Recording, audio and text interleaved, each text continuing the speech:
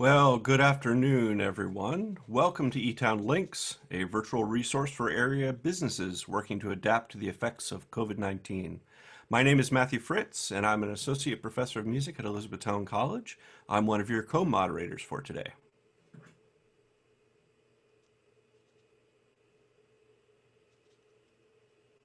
Good afternoon, everybody. I'm Kelly Fetty. I'm your other moderator. I'm here at the Chamber office in downtown Elizabethtown. I used to be the membership manager here, and I'm back to join Matt and our wonderful guests to share with you some resources and tips that you're all looking for. And I'm really excited about what our guests today have to share with you. I wanted to make a shout out to some local businesses today. And I figured one of the best ways I could do that would be to show you that I bought these lovely earrings from Knock Knock Boutique. Emily Drobnock is the owner of Knock Knock Boutique right down here in downtown Elizabethtown, and she was the winner of our Rising Star Award at the Chamber a few years ago at our dinner. She's really integral to our community and sells beautiful things. Stay tuned to her page for where you can see what she's doing during this crisis. My shirt is from Fancy Unicorn. That I bought this when they were at their first location. They're now at their third because they just keep growing. My shoes are from Now Wear This, but you can't see that. So I'll show you those when we can get together in person. So Matt, I'll hand it back over to you. Great, thanks so much. So today's topic will be recorded and placed online at the Etown Chamber's website. Please consider posting a question in the Q&A link at the bottom of your screen. We'll be moderating those throughout today's session, and we'll interject with your questions to our various panelists as the afternoon progresses. Our topic for today is finance, taking your next steps. Real-time information and frequently asked questions about currently available funding sources. We have two of our three wonderful panelists here today, and we're hoping our third will be able to join us a little later on. But I'll introduce them and then have them take the show from here. Our first panelist is Uday Shrikantia. He's a certified business intermediary and M&A advisor at Transworld Business Advisors. He brings a wealth of experience in the business community and brings a great sense of optimism for this strange time. And second, Joe Beck, Senior Vice President of Business Lending from Members First Credit Union. He brings over 30 years of experience in banking with a focus on developing relationships with customers and clients alike. As with all our panelists, he actively contributes in the community, serving in numerous capacities. I'll turn it over now to Uday Shrikantia. Thank you very much, Matt. Good afternoon, everyone. Is my presentation up there? Okay, thank you very much, everybody. And Matt and Etown, thank you very much for inviting me as one of the panelists here. Today's topic, I know, is primarily around finance and how do you take your next step here. And more importantly, a question that has to be in every small business owner's minds, we hope, is, do we know where we want to land? It's not just about taking your next step, but about really where do you want to land once we get past this. So I've been on several webinars and several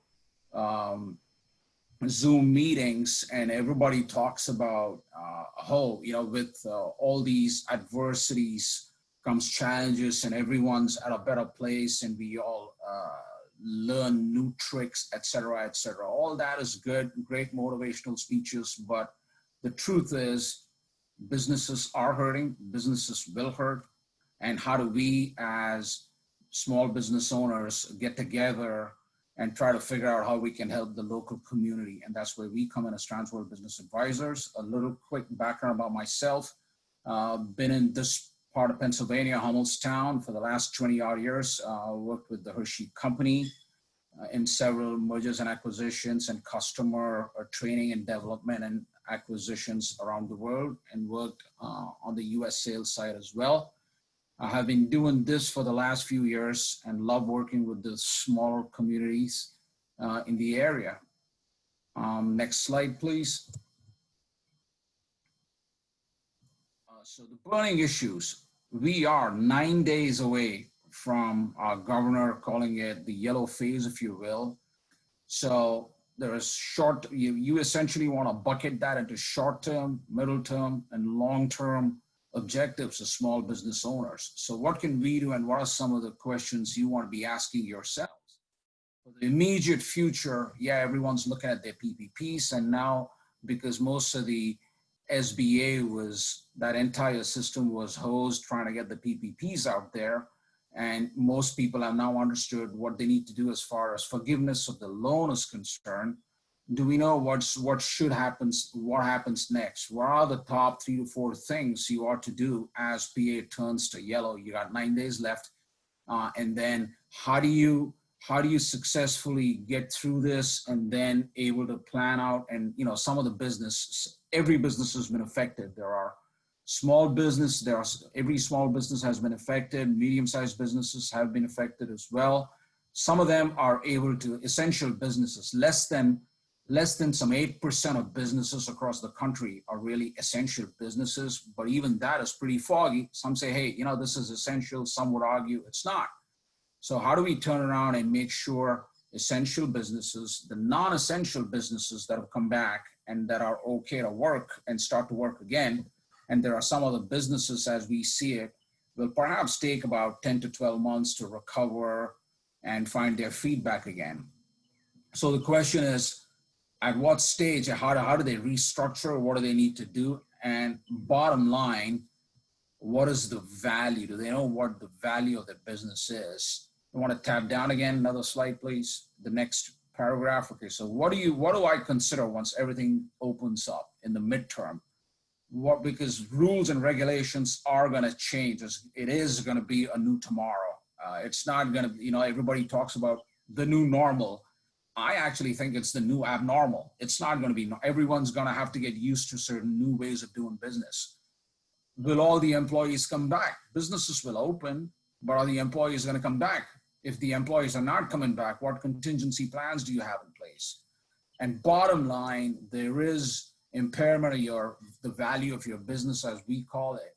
Your business is going to suffer to some extent in the short term, midterm, and sometimes in the long term as well. So what is that real value of your business? If you ever thought about exiting and selling your business, or if you were an investor trying to make an acquisition, have you looked at what should the new business model be? So those are some of the areas we provide the expertise. At the end of my 4 or 5 slides here, I've got a slide that gives you my contact. And I would want anybody and everybody, whether you're going to ask questions through the course of this presentation or not, feel free to reach out. It costs you nothing. More than happy to help the community and answer any questions you have. And finally, in the long term or long run, what do you need to do? What did you really lose in these last 4 months? Are you able to quantify that? Are you able to put dollars and cents to that loss that several business owners have incurred? What does that look like, and how do you recover that value? Is that value even good? Is it even possible to recover that? One fine day, am I going to exit? Yeah, a lot of business owners build their businesses, and through these times, there is value erosion, and eventually you want to exit and sell. Have you thought through what that value is going to be like? It's a conversation we should have. And what are the top 3 to 4 things you want to do once you go yellow? That's for the immediate, and that's going to affect your long term as well. Next slide, please. So the value of your business, what do I look for in my finance? This is a real quick weekend back of the envelope that I encourage every small business owner to do, which is, how do I read my own P&L? When I talk to my financial advisor, what do I get after in my income statement? What should I be looking for? So we know you need to be looking at your revenues, your gross margins, your earnings, what we call EBITDA, or your earnings before income tax and depreciation and amortization. Well, there's a joke going around there, which is EBITDA is no longer EBITDA, it's EBITDA, which is earnings before income tax, depreciation, amortization, and COVID, because it has taken a toll on the value of your business. And then you got your net income, and end of the day, all of you folks as small to medium-sized business owners, it is your seller's discretionary income that counts. Everybody wants to know, what is the business owner getting as far as his income is concerned? And that is really what defines value of your business. Next slide, please. A quick calculation. Again, like I said, if you folks would like to take this away and work on your own seller's discretionary earnings, it essentially represents the entire financial benefit a business owner gets with one operator in the business. If there are two operators, then yeah, you total both of them, and that is really the discretionary earnings that you calculate. You take your, when you calculate your seller's discretionary earnings, it essentially presents the total pool of money that any business is producing annually to pay one person's expense, okay? And while you exit or while you value your business, your seller's discretionary earnings is tied directly to the value of your business. That is in any industry. It also, of course, depends on the industry, to a great extent depends on the industry you're in, the size, the marketplace, business comps, etc. And we'd be more than happy to help you there, again, as business owners in our own community here. It can be simple or it can be complex based on what stage your business is at. Next slide, please. To summarize, please ask yourselves, once again, what do I need to do? Short term, where does my business stand? Midterm, what do I need to consider once everything opens up 5th of June? And in the long term, how do I claw back and get the max value for my business, okay? Ask yourselves the question, am I creating or rebuilding value? Always ask yourselves that questions. Happy to take any questions now, or how do you want to work this, Kelly? Thanks, Uday. I think we're going to move on to Joe's presentation and see how the two interplay, and then we'll take some more questions. Sure. Thank you. Thank you so much, Uday. Our next panelist today is Joe Beck. He's the Senior Vice President of Business Lending from Members First Credit Union. Thanks, Matt, and thanks, Uday. It was a great presentation. I've been in banking for over 30 years, and I'm an Etown College graduate and an Etown resident. So glad to be with everyone this afternoon. These are very strange times than we've ever been through. Like I said, in over 30 years, I've never seen anything like this, where we started out at the beginning of 2020 and everything seemed like it was moving along just fine. And then when St. Patrick's Day rolled around and we canceled all the celebrations, this is what happens. So hopefully we have brighter days ahead, but I think my presentation is going to help address a couple of the options that Uday mentioned as far as short and midterm options, not quite the longer one. So as the slowdown started to occur, a lot of the businesses were concerned about, are they situated and are they prepared for a downturn like this? Many were not, because no one had seen this coming in any of the forecasts. So the SBA stepped in along with the U.S. Department of Treasury. And one of the options I'm going to spend most of the time, and Uday touched on it, is about the Paycheck Protection Program, or it's known as PPP in most of the press that you see. They stepped up, and basically this program was established to alleviate the issues with and challenges with the unemployment system. The unemployment system was staffed pretty lightly because the economy is doing well and unemployment had been historically low. So in order to try to get money back out on the street, this program was established to try to help small businesses. And the SBA defines small businesses as 500 employees or less. Now, many of you may have heard in the press of a lot of large companies getting money for this program, which it was not intended. Although the limits were up to 10 million, the average loan size through this past weekend is probably only a little over $100,000. So I think it is trying to help the small businesses, but there's a lot of negative press out there about this. The company types that were eligible included small businesses, nonprofits, churches, sole proprietors, independent contractors, self-employed individuals. And it was really trying to get money back out in the street so that if this recovery started sooner than everyone envisioned or that we're going through right now, those businesses will be better situated to have the economy ramp up pretty quickly. So as the slide shows, it was heavily focused on employee retention and payroll costs. There is a forgiveness component of this loan program, which is what has been really attractive to most businesses. As long as 75% of the loan proceeds are used for payroll or payroll-related expenses, it can be forgiven. Round one was $349 billion. Though the SBA ran out of money very quickly in round one, so they reapproved additional funding for round two, which was up to $370 billion. And so far, the aggregate for rounds 1 and 2 is only up to about $511 billion. So the moral of the story is, as much as they ran out of money so quickly in round one and companies were panicked about maybe not receiving an approval for that, there's still money available. We're still continuing to see loan requests coming in every day. Now they're trickling in, not as much as they were in the first round, but we're still processing some of those every day. The good news is the approvals are coming back almost instantly once we have the appropriate information that we need to review that. So that's been great for any folks that may not have heard of the program early on and are now trying to get into it. If we go to the next slide, I'll talk a little bit more about what kicks in. Like I said, the program was put in place to help with payroll and payroll-related expenses, but you could also use some of that other 25% towards mortgage interest, rent payments, or utility expenses. Now, the SBA continues to publish additional details as far as what qualifies for a forgivable expense, almost on it was daily for a little while. Now it's down to about weekly that we're seeing updates. But the amounts are still, to qualify for forgiveness, they're really looking for it to be heavily dependent on expenses being spent on payroll. Now, you may wonder what happens if all of my expenses are not forgiven.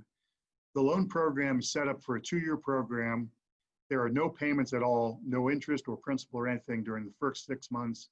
And then the interest rate is only 1% per year. And then any amounts that are not forgiven will have to be amortized over the remaining 18 months. And as I mentioned early on, the amount of the loan, although large companies did get the funding, it was really meant to help small businesses survive this temporary downturn. And they set a limit of 2.5 times the average monthly payroll and payroll-related expenses as the loan amount. So the goal was to give companies basically 8 weeks worth of additional help to get their employees back to work and functioning so that they were truly ready to take off once the businesses were allowed to open.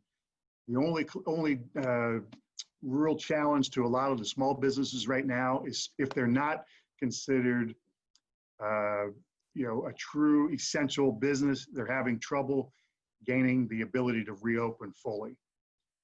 As you've seen, a lot of restaurants are still having a tough time. They're just doing takeout or carry out. But hopefully, once the government continues to open up a lot of these counties, we'll see that improve. The definition of what counts as an eligible expense or what is a forgivable expense, they're continuing to evolve. So I've listed SBA.gov and the Treasury website, home.treasury.gov, as eligible resources that are out there. And there continues to be periodic updates to those websites very regularly. So that's another resource for you.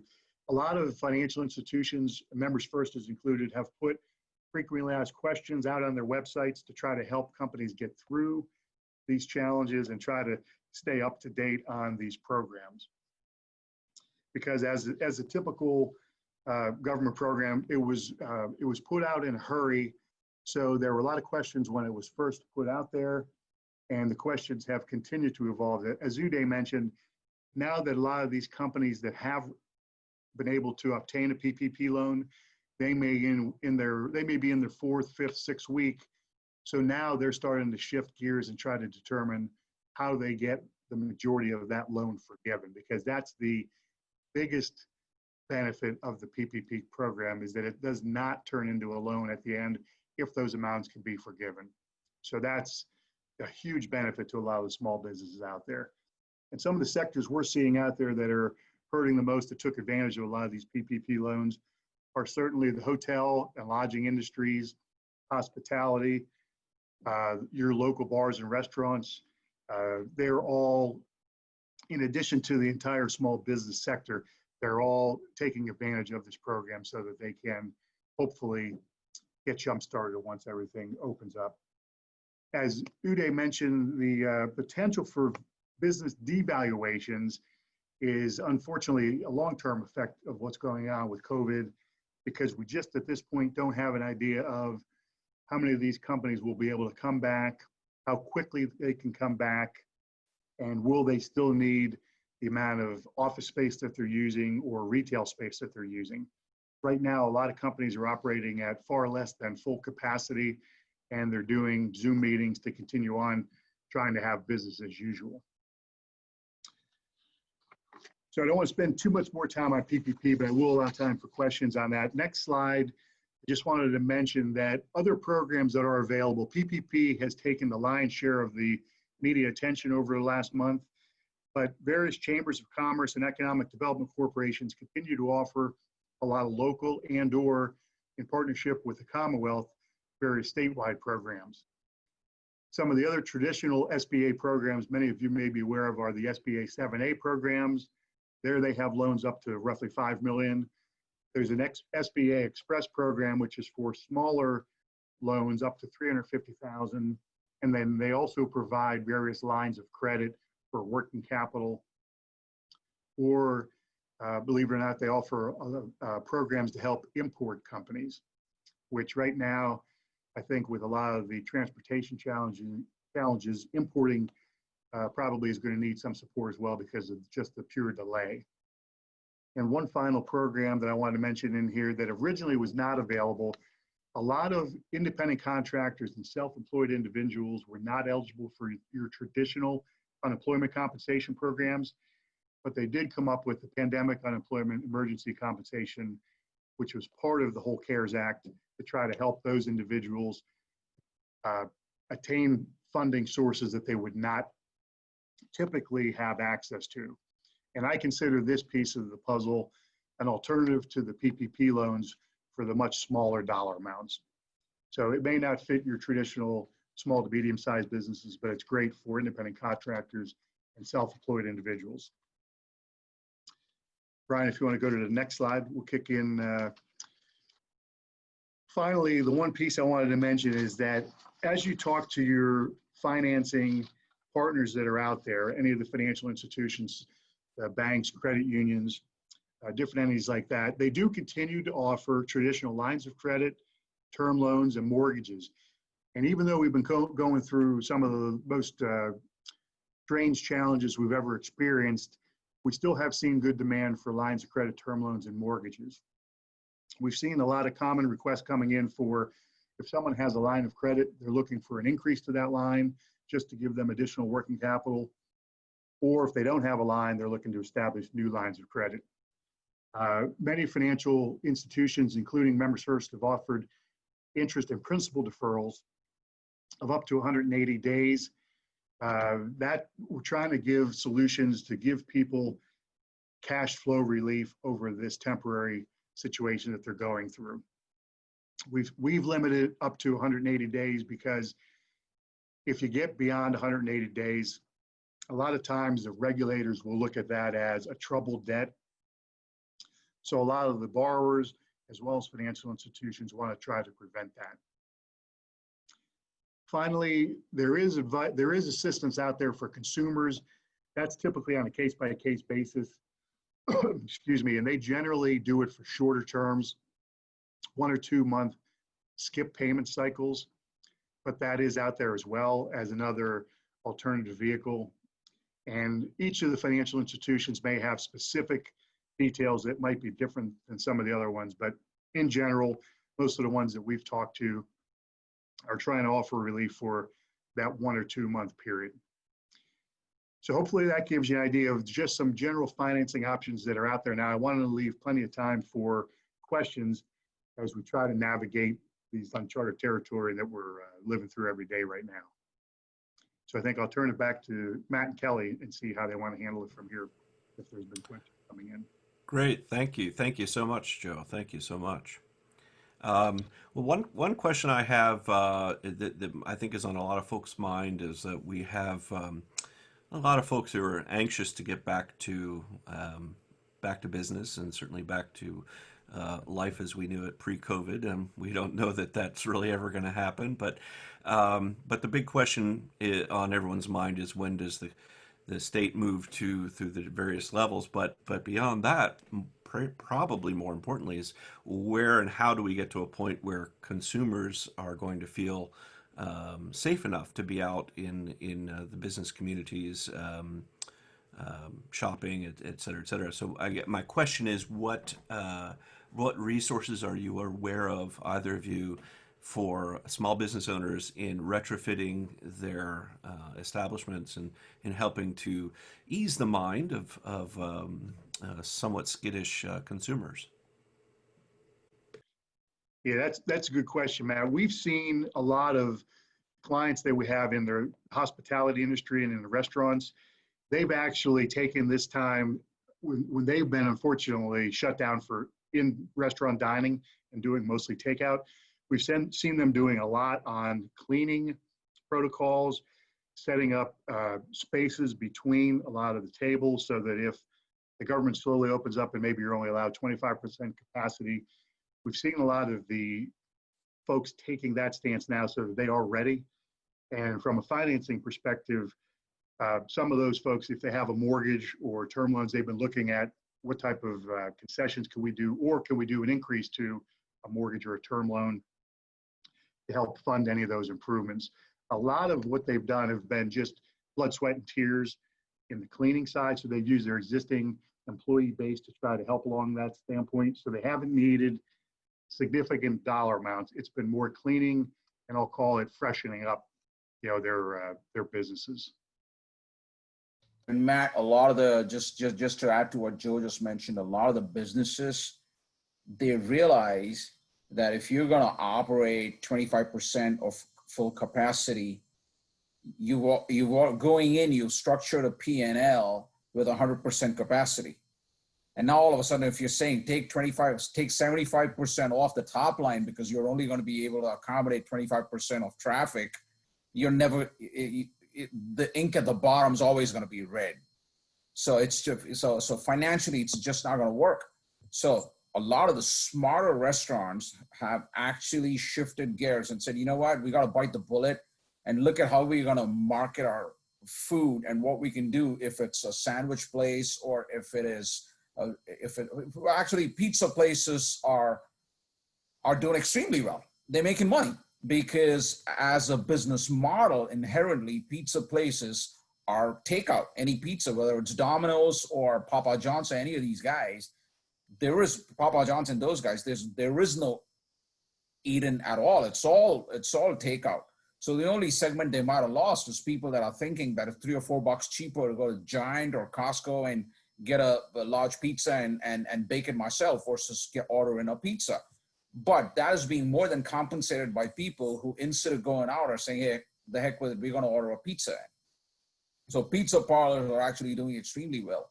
It's some of the Iron Hill Brewery type of places where where it is the appeal is because you're going in there, you're having your IPAs and having their burger. They are the ones that are actually struggling. They're the ones that are actually struggling, and they are going to figure it out. Do they have the magic pill? If anyone says they do, they're not being honest with themselves and with you. Yeah. It's plenty of learning and no one is saying they have the magic pill. Definitely not. Sure, and there's so much brainstorming left to do on those things because every business is so different. Like you said, the pizza parlors are already ready for this.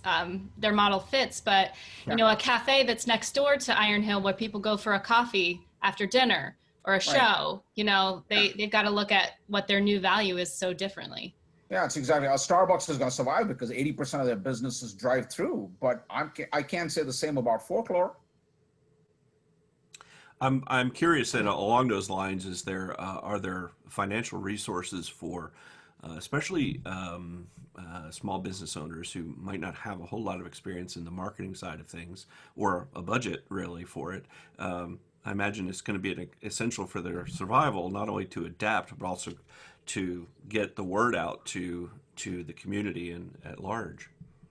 You mean to help them to help with the consulting fees for small businesses so they can outsource Exactly. marketing? I think that's a very good point. What do you think, Joe? Yeah, I think you're right. I think they're going to end up relying much more heavily on lines of credit.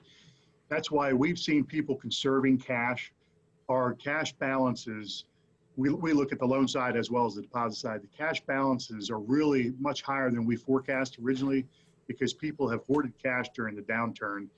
And then there's a lot of money through that PPP program where people have received the funding and they haven't spent it yet because they haven't brought their employees back.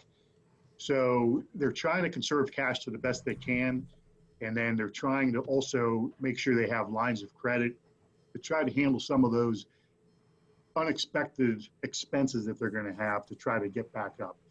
I think the good news is a lot of the expenses for cleaning, there are a lot of takeout expenses. You know, most of the restaurants did not rely on having so many paper goods available in the past because they didn't have such a takeout business.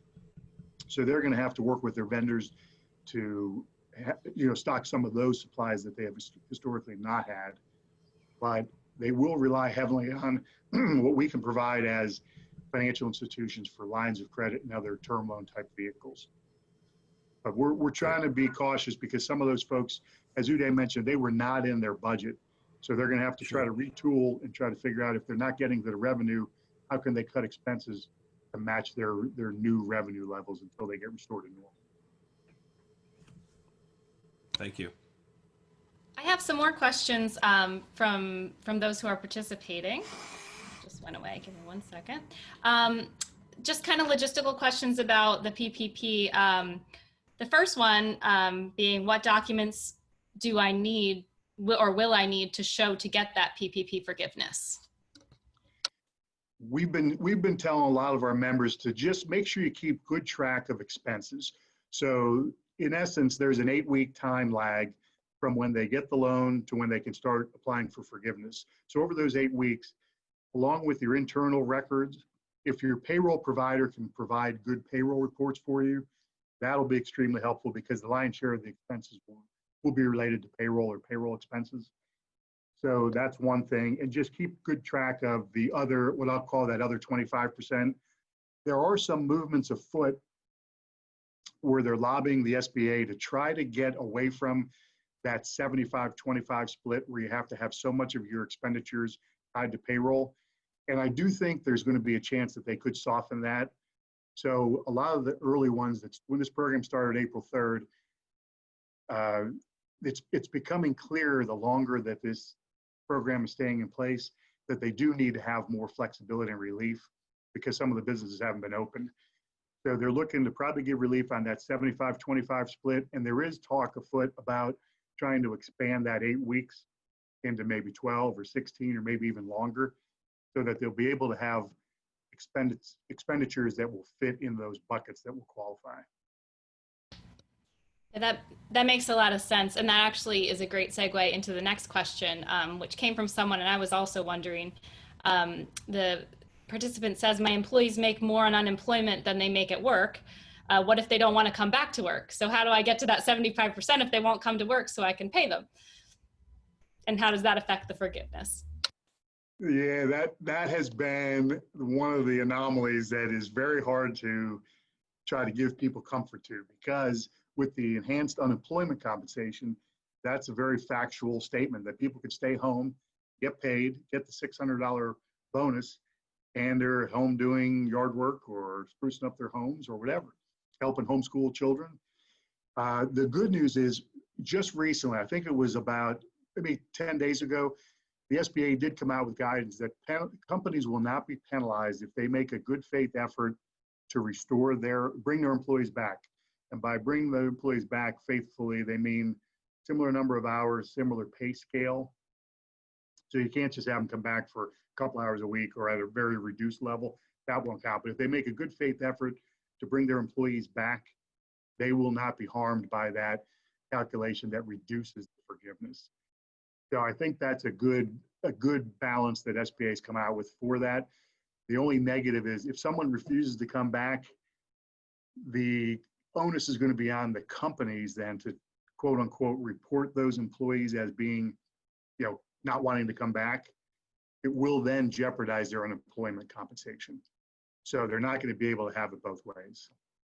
Right. So just to add to that, Joe, you're exactly right. Out of 3 transactions that we were working on, and every transaction gets put on ice during these times, as you can imagine, up to a point. One of them was a caregiving company with care finders, and they were absolutely fearful of the employees not coming back because unemployment was that much more enticing than their daily paycheck. But out of 102 employees they had, one of them unfortunately quit and went to work someplace else. The other 101 came back. Well, guess what? Welcome to America. Everybody really, really would rather work for a paycheck than sit at home and milk the system, because they know that somewhere, somehow, that gravy train is going to stop, and it's not something that's going to go on and on and on forever, right? So given the option, even if it's a 10 or 15%, I'm just picking a number there, below what the government has given them as far as subsidies are concerned, or as far as unemployment is concerned, I think there is a propensity for people to come back and work for their dollars. That's just the way we as Americans are wired. I think that's a really fair assessment, Uday, especially the longer it goes. People know, you can't put on your resume, I sat on unemployment for 18 Exactly. months. And so many other, and what are you teaching your kids? And, Yeah. how many gin tonics can you sit at home and have all day long with you? I mean, you know what I mean? It can go on and on and on. Yeah, and I think the people that's going to affect more, honestly, are the ones that, especially maybe working 2-parent households that have to figure out, once somebody can't go back to work, because I have 3 kids Right, in school at home, those are the people who are maybe not going to be coming back versus. So that particular fear, I think, out. is more of a hypothesis than reality. I don't think reality is going to be all that bad. Yeah, good. Thanks for that optimistic take. I think that's fair. Another question. You mentioned, Joe, in your presentation about the support for those that's new, for those who are self-employed or independent contractors, who've lost work or had a reduction in work. Can either of you give some explanation on that? Because I know I do work as an independent contractor as well, and that's really tricky trying to figure out, when your income is always variable as it is, how do you know if you qualify for that? How do you know, when work picks up enough that you don't qualify? Can you give a little bit of a rundown on that for those sole proprietors in that situation? Yeah, originally that was a challenge as far as trying to get them qualified for the PPP. And it was a big issue because I think that's those are the groups that really needed a lot of help. The one person shops or, small shops like that. So at least they did expand that so that you could get in. Originally, the independent contractors and the sole props were later. They had to wait, and the concern was what exactly happened. They ran out of money in the first round. So we were wondering, were those groups going to be left out? But they did, at least for the PPP, increase the eligibility. So you could look at Schedule C income to help qualify that. So at least from that standpoint, they were able to qualify. But for some companies, if they're not, or some individuals, if they're not really fully back because they haven't been allowed to get back to work because of government regulations, that pandemic unemployment emergency compensation, that was something that was newer to us. We were not really clued into that too much until it started coming into play, where it was available on a lot of the websites for both SBA and on the Pennsylvania websites. So that's where we started picking up some of that if they were eligible for unemployment as an individual, but now because they're a sole prop, they might not have quite qualified. This sort of cleared up that they were eligible to get some of that. And a lot of the small sole props didn't want to go through the effort of getting to PPP if they were only going to qualify for a couple $1,000s. So that was, if you're a small sole prop, you don't have a CFO or an accounting department to help pull this together. You have to do that, and maybe you're still working a little bit at a very reduced level. So that's a challenge. So at least that came out, and that was another alternative to the PPP process. which was great, but it wasn't without its pain. Yeah, I think that's a real challenge for individuals who are like, my income was reduced, not completely eliminated. Do I spend this time going through that application process that's enormous, or just trying to reinvent myself and create new revenue? So, Yep, yeah. exactly. I have another question that I wanted to share that came from a listener. This is a great question because I had this myself. Is there any, and it's not just a great question because I had it myself, it's also just a great question. Is there any real value in us as consumers supporting businesses with buying certificates or gift cards like to use in the future? Will this really help them? Of course, that's a revenue stream. Yeah, that's money in their pocket. That's so anything the community can do for business owners is going to be a help to some extent. Joe, you want to add to that? I agree 100%. I think we have seen a resurgence in people supporting local, not just local in their neighborhoods, local back into Made in USA and those things again. Right. And I think anything we can do to help jumpstart that, because unfortunately there has been no pockets that were untouched throughout, our local economies or Pennsylvania or the country as a whole. So I think that will help.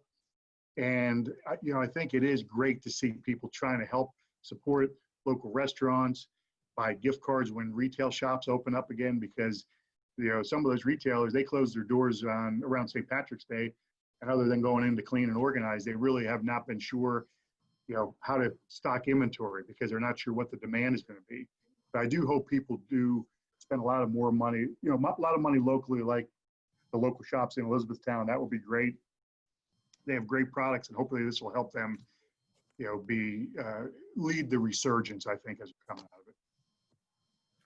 Yeah, and Kelly, not just that. Also, if you follow the stock market, you'll see that Costco and Walmart, they're through the roof. The big box stores are doing incredibly well because it's a combination of factors. One is not a whole heck of a lot of Hershey Parks that are open. So guess what? People are going into these big box stores and walking around, taking their time as they shop, window shopping, and they're picking stuff up while they're at it.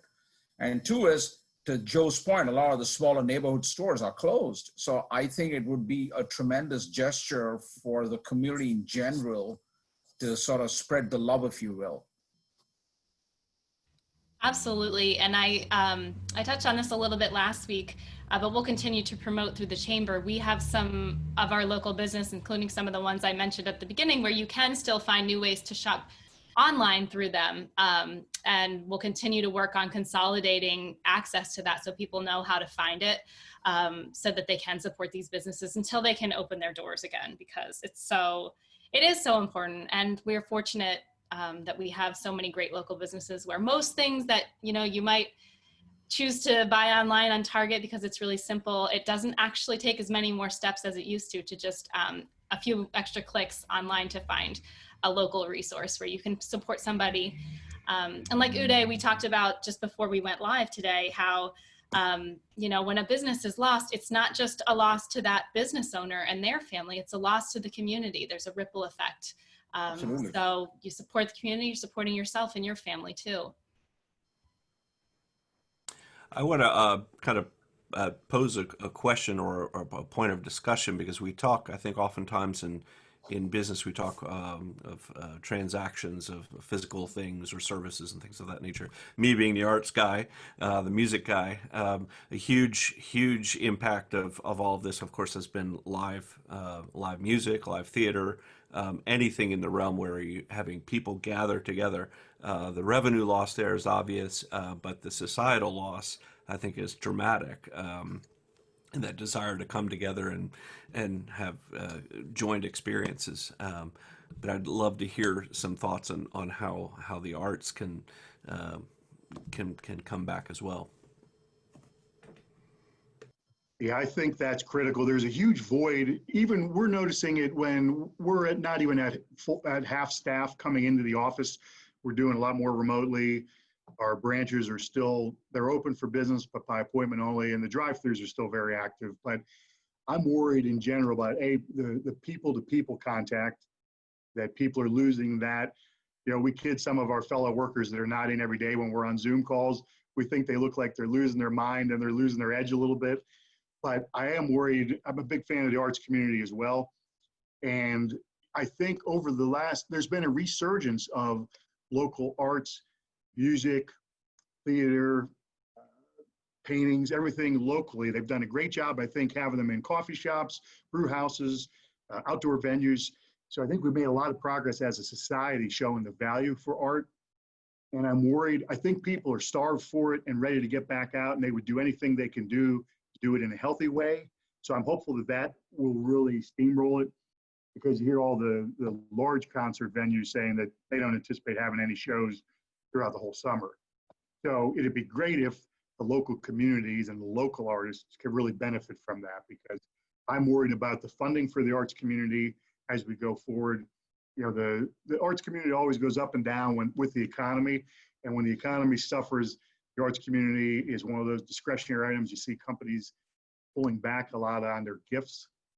And with the concern about being too close to each other, I'm worried that the attendees that are true art lovers might even back off. So I'm optimistic that people are still starved for it and they love it, and they're trying to do alternative methods of singing out in the streets or out of balconies and stuff like that. So I'm hopeful that that type of thing might springboard it and get us jump started even better. Yeah, just to add to that, I think, Joe, I think you covered it very well. You're exactly right. But I can tell you, when it comes to, you can have this meeting virtually and sort of takeaway can be that much different. But when it comes to concerts and playhouses, etc., you really can't do it in this format. It's got to be live. It's got to be the real thing. And you know, both our sons were big into band, etc. here, so you know, we know what it's like, and we know what it's like to not have it. But this too shall pass. And what I feel is, once we are back out there to go out and watch the arts, a lot of people that were otherwise not engaged are gonna come in and say, man, life's too short. Maybe I got to get out there and go get into the arts scene as well. So I honestly think it's going to come back with a vengeance, and you're just going to have that many more people coming in, subscribing. Your fan base is going to grow. The engagement is going to be, it's going to be terrific. Is my all across the board. I think in times of trouble, Yeah, is where art gets its inspiration, Yep. right? So sometimes I worry about my kids because they seem like they're going to be artists rather than business people. But then I think, well, you know, artists are the ones that really change the world in meaningful, lasting ways. So they just don't make much money doing it sometimes. I have another question. Totally. Well, I was thinking about this too. Other industries, you know, we focused a lot on retail and restaurants and things that are really obvious. I have a question from a local chamber member. What can businesses with few tangible assets do? I'm a digital marketing agency. So what can I do with few tangible assets to set myself up for accessing capital from a bank? I do, of course, have contractual obligations from clients and cash on hand, though I'd like to use some of the latter for acquisition as well. That's a great question. I can tackle some of it. Then Uday, you might have some thoughts on the acquisition. Oh yeah, we're working on some of those. Yeah, the intangible assets is a great question. And from a financial perspective, it's always tough because we always want to have a second way out. The first way out is their operations, and you want to have a backup plan. If something doesn't go right, you want to have, you know, a building or equipment, something like that, if you end up having to go down the road of a liquidation. So they're tougher. We look more though at recurring cash flow. So if somebody has an intangible asset base, it doesn't mean they don't have value. A lot of those intangibles have a huge amount of value. It's just a little more difficult to quantify it because you look at the cash flow stream rather than being able to send out an appraiser and try to put a hard value on what that value really translates into. And Uday, you probably see that a lot in the acquisition world. Yeah. So we work with SBA lenders all day long, and you know, I'm actually working with one of Joe's colleagues tomorrow, unbeknownst to him. Banks love hard goods. So if any business comes with commercial real estate, it just makes it easier. I mean, let's face it, it's easier for any one of us to understand touchy-feely real estate, piece of land, etc.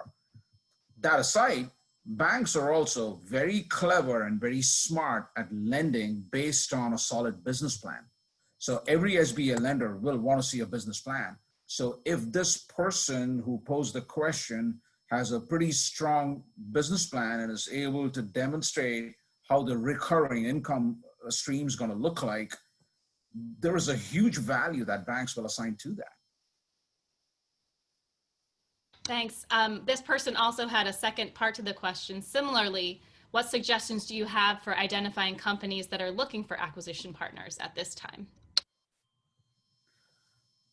So this person she wants to know, once again, repeat that. She wants to know what suggestions for identifying companies that might be looking for acquisition partners in this time. Give me a call.